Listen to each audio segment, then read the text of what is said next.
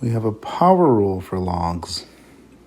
So if I take a look at this rule, this says log base b of m to the n is the same thing as n to the log base b of m. The way I think of this in my head is this n, as long as it's a power of what I'm taking a log of, I can pull it out front and it becomes a multiplier. So that's how I think of it in my head. So that helps me to remember the rule, just that physical action. And then it ends up being n times log base b of m. All right, so let's take a look at this problem here. 31 and 32. It says, for the following exercises, use properties of logs to evaluate without a calculator. So what we're going to do is we're going to use a ton of these rules here, if need be. Okay, so the first thing we're going to do is deal with this piece here. So I can bring that 6 to the inside if I'm going to use this power rule here. So anytime I see a multiplier outside of a log, my first thoughts are to move it to the inside.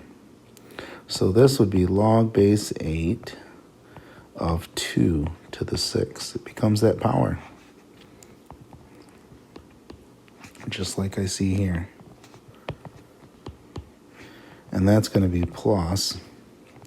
Then on the top, I have log base 64, 8 of 64, over 3. And I'm going to fix this one too. So I'm going to call that log base 8 of 4 cubed. Okay, now this looks really messy, but don't let it bog you down. Don't let it make you frustrated or want to give up on these. And 2 to the 6th is 64.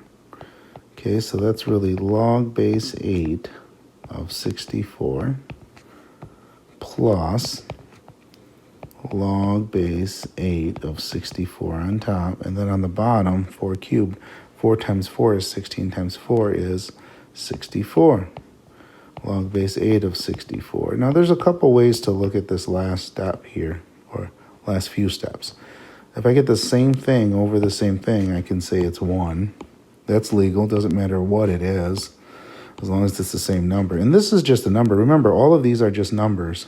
I don't have any variables here, so these are all some number, decimal at most. Or I should say at least, depending on how you want to look at it. But anyways, it could just be some decimal numbers or whole numbers or integers. All right, let's take a look at this then.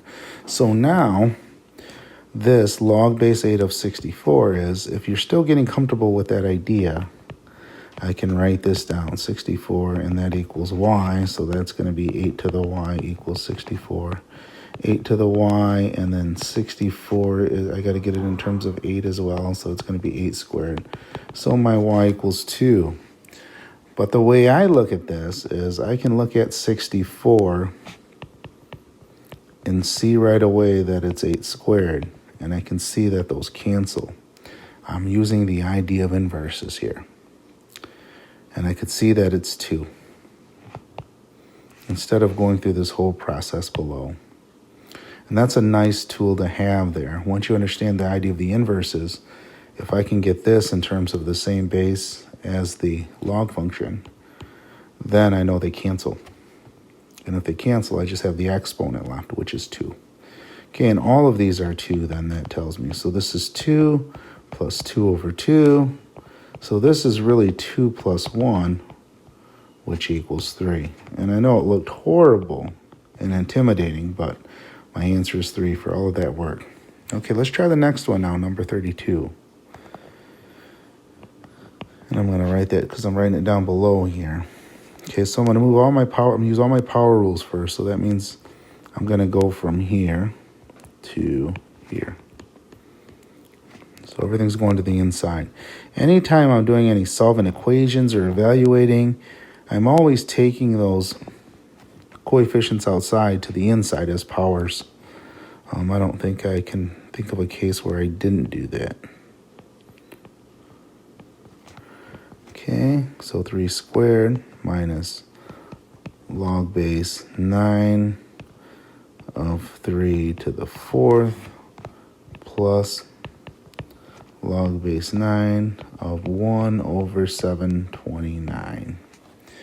All right, so there's our first step. I took all the powers that were outside to the inside. Okay, now I can simplify those. So log base 9 of 9 minus log base 9 of 81 plus log base 9 of 1 over 729. Now, hopefully you see in the first one, if I think, like I'm thinking of that idea of inverses, that's really 9 to the first. So those would cancel and leave a 1. And for the second one, this inside, this 81, is really a 9 squared.